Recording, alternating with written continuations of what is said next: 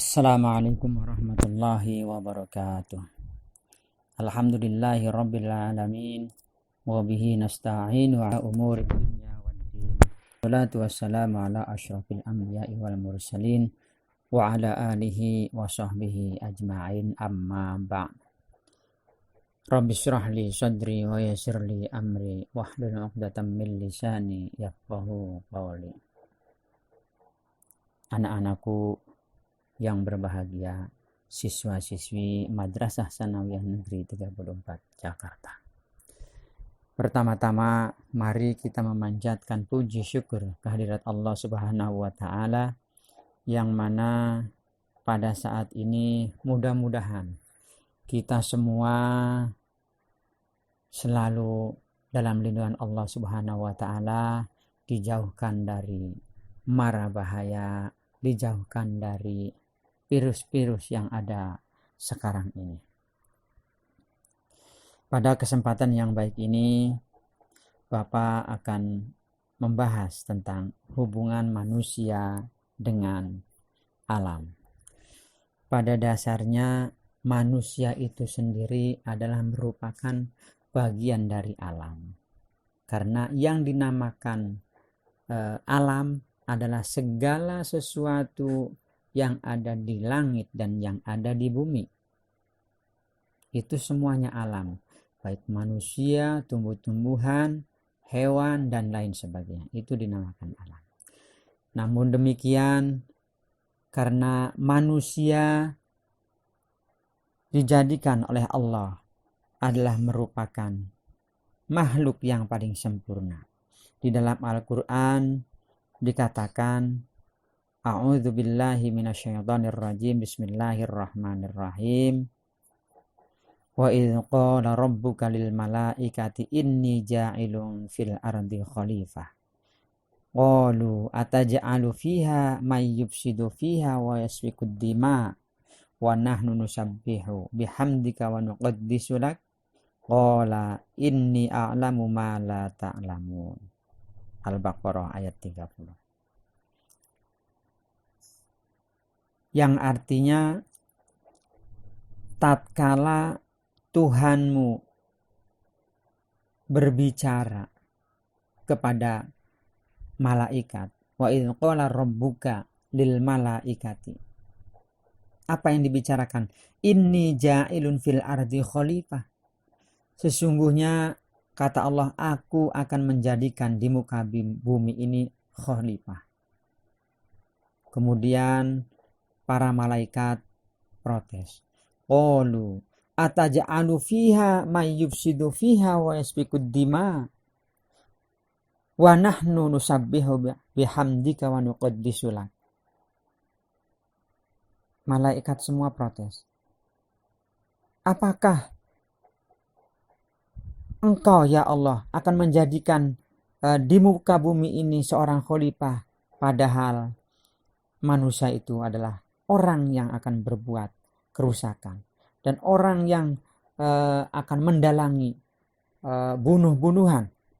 Wa yasfikud dima wa nahnu nusabbihu. Sedangkan kami, kata malaikat, sedangkan kami adalah makhluk yang selalu memuji kepadamu. Wa nuqaddisu lak, dan mensucikan engkau. Qala, Allah berkata, inni a'lamu ma la ta'lamu. Sesungguhnya, kata Allah, aku lebih mengetahui apa yang engkau tidak ketahui. Jadi dengan status manusia dipilihkan oleh Allah Subhanahu wa taala menjadi khalifah di bumi ini adalah bagaimana supaya memanage atau mengatur antara makhluk-makhluk lainnya supaya bisa teratur, maka manusialah yang dipilih oleh Allah. Karena manusia diberi kelebihan, yaitu diberi akal pikiran. Tetapi yang lain tidak. Malaikat pun tidak. Malaikat itu enggak sempurna. Karena apa? Karena diberi hanya ketaatan, hanya nurut pada perintah Allah, bukan diberi nafsu. Jadi manusia adalah makhluk yang paling sempurna karena diberi ketaatan dan hawa nafsu. Kemudian manusialah yang diberikan tanggung jawab untuk mengatur dunia dengan seisinya. Dalam hal ini manusia bagaimana hubungan dengan alam semesta. Nah, jadi bukan hubungannya dengan manusia saja, manusia dengan Allah hubungannya.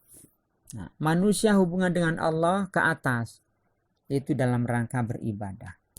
Nah, ibadah di sini ada ibadah mahdhah, ada ibadah ghairu mahdhah. Yang disebutkan ibadah mahdhah adalah manusia menjalankan perintah Allah yang tertulis di dalam Al-Quran, baik itu perintah maupun larangan, itu dilaksanakan. Nah, ini kalau manusia itu melaksanakan itu semua, maka itu dikatakan manusia melaksanakan ibadah mahdhah. Kemudian bagaimana manusia itu melaksanakan ibadah ghairu mahdhah? Ya, ini terletak pada hubungan manusia antara manusia antara alam-alam yang lainnya. Bagaimana manusia itu mengatur lingkungannya, bagaimana manusia itu menghargai lingkungannya, baik dengan makhluk-makhluk lain selain manusia, misalnya binatang, lautan, bumi ini seharusnya diapakan oleh manusia.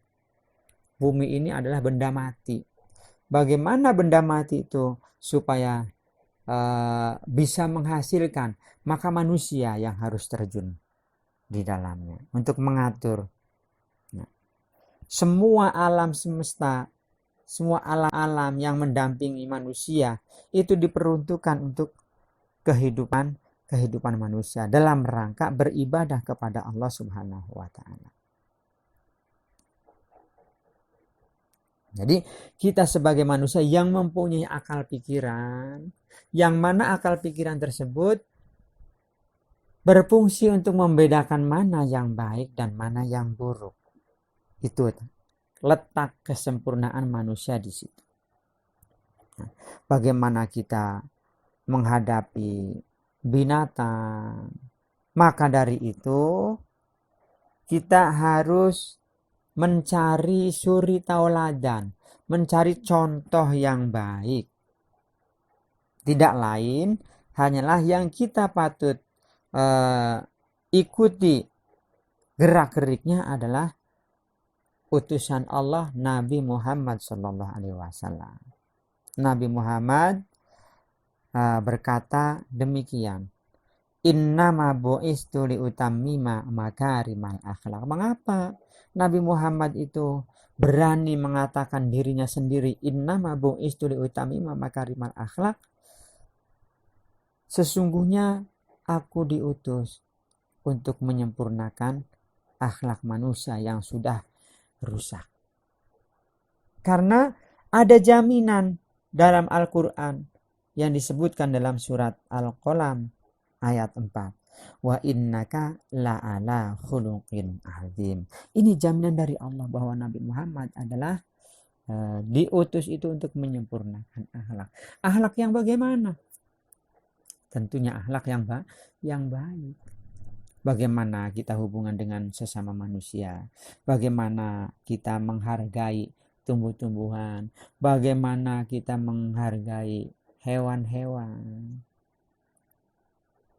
yang mana dalam hubungan tersebut supaya diciptakan menjadi ibadah kepada Allah. Nah, ini yang dikatakan ibadah ghairu mahdhah. Dalam kehidupan sehari-hari, setiap waktu kita berikrar di hadapan Allah dengan hati yang khusyuk. Inna sholati wa nusuki wa mahyaya wa mamati. Sesungguhnya sholatku nusuk. Nah, nusuk di sini adalah merupakan aturan bagaimana cara bergaul. Suatu contoh kecil adalah manusia dalam hal berjalan, kemanapun mereka berjalan, itu harus menggunakan akal sehatnya. Makanya orang sufi, tokoh sufi, ulama, itu kalau berjalan nunduk, karena apa? Karena di samping tidak mau melihat di depannya itu ada maksiat, maka dengan berjalan nunduk, kalau ada duri di tengah jalan yang mana duri tersebut pasti akan membahayakan orang lain yang orang lewat, maka duri itu disingkirkan ke tempat yang, nah ini adalah termasuk ibadah. Nah di situ yang termasuk nusuk, di situ sholati, ya sholat udah jelas. Nusuki, nah ini bagian dari nusuki, itu adalah merupakan pergaulan sesama manusia.